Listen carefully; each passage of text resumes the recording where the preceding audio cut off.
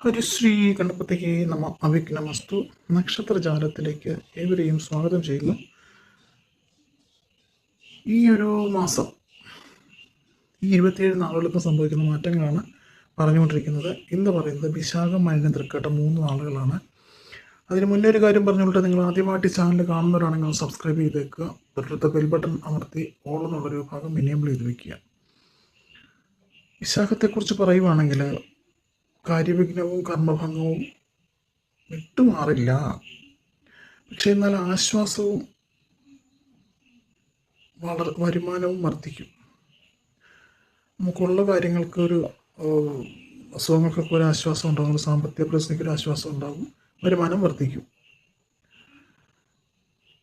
പുതിയ പുതിയ കാര്യങ്ങളിലൊക്കെ, വിശേഷിച്ചും സാങ്കേതിക വിഷയങ്ങളിലൊക്കെ അറിയാനുള്ളൊരു ആഗ്രഹം ഉണ്ടാകും.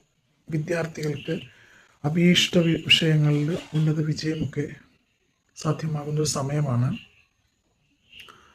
പുതിയ സംരംഭങ്ങളൊക്കെ ചെയ്തിട്ടുണ്ടെങ്കിൽ അതൊക്കെ നല്ല രീതിയിൽ പിടിച്ചു വരുന്നൊരു സമയമായിട്ടാണ് ഇപ്പോഴത്തെ ഒരു സമയം കാണുന്നത്. ജോലിയൊക്കെ അന്വേഷിക്കുന്ന ആൾക്കാർക്ക് കഴിവിനനുസരിച്ച് ഉള്ളതാണെങ്കിൽ കൂടി നല്ലൊരു അവസരം വന്നു ചേരും. ആണെങ്കിലും നല്ലൊരു അവസരം വന്നു ചേരും. പക്ഷേ വീട് നിർമ്മാണം നടക്കുന്നുണ്ടെങ്കിൽ അത് ഇടയ്ക്കിടെ തടസ്സപ്പെടാം. സുഹൃത്തുക്കളിൽ നിന്ന് സാമ്പത്തിക സഹായമൊക്കെ പ്രതീക്ഷിക്കാവുന്നതാണ്. അതുപോലെ തന്നെ വാടക വീടൊക്കെ തേടുന്നുണ്ടെങ്കിൽ, സ്ഥാപനം നടത്താനൊക്കെ കെട്ടിടമൊക്കെ തിരക്കുന്നുണ്ടെങ്കിൽ അത് കൈവരുന്നതായിട്ട് നല്ലൊരു ആശ്വാസഫലം കാണുന്നുണ്ട്.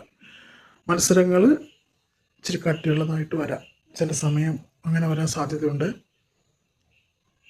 അതാണ് ഈ വിശാഖ നക്ഷത്രത്തെക്കുറിച്ച് പറയാനുള്ളത്. അനിഴ നക്ഷത്രത്തെക്കുറിച്ച് പറയുവാണെങ്കിൽ, നക്ഷത്രാധിപനായ ശനി സ്വനക്ഷത്രമായ ഉത്രട്ടാതിയിലേക്ക് പ്രവേശിച്ചത് അനുകൂലമായിട്ടാണ് കാണുന്നത്.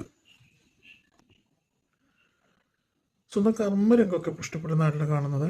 ആത്മസിദ്ധികൾ തിരിച്ചറിയുന്നതാണ്. അതായത് വിമർശനങ്ങളൊക്കെ നേരിടേണ്ടി വന്നേക്കാം. അത് ആദിത്യൻ 6-ാം ഭാവത്തിൽ തുടരുന്നത് കൊണ്ട് ഗുണാനുഭവം ഉണ്ടാകാൻ സാധ്യതയുണ്ട്. കരാർ പണിയൊക്കെ സ്ഥിരമായിട്ട് കെട്ടിത്തുടങ്ങാൻ സാധ്യതയുണ്ട്. ഈ ഒരു കാരണം കൊണ്ട് വ്യാപാര വ്യവസായാദികൾക്ക് ഉന്നതിയിലേക്ക് കടക്കാനൊക്കെ സാധ്യതയുണ്ട്.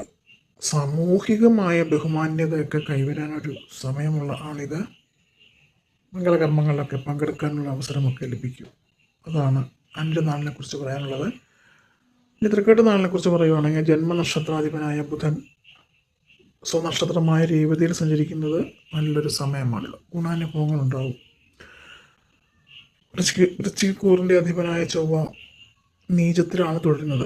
അതുകൊണ്ട് തന്നെ മനസ്സിനൊരു ചാഞ്ചല്യം ഉണ്ടാകും. അങ്ങോട്ടും ഇങ്ങോട്ടും ഒരു ആട്ടം ഉണ്ടാകും മനസ്സിന്. അങ്ങനെ അങ്ങോട്ട് പോകണോ ഇങ്ങോട്ട് പോകണോ, അത് ചെയ്യണോ ഇത് ചെയ്യണോ, ആ ഒരു ചാഞ്ചാട്ടം ഉണ്ടാകാൻ സാധ്യതയുണ്ട്. ധീരമായ തീരുമാനങ്ങളൊക്കെ എടുക്കാനൊരു അതായത് ധീരമായ തീരുമാനങ്ങൾ എടുക്കാൻ മനസ്സ് കുഴങ്ങും, നമുക്കൊരു സാധിക്കാതെ വരും.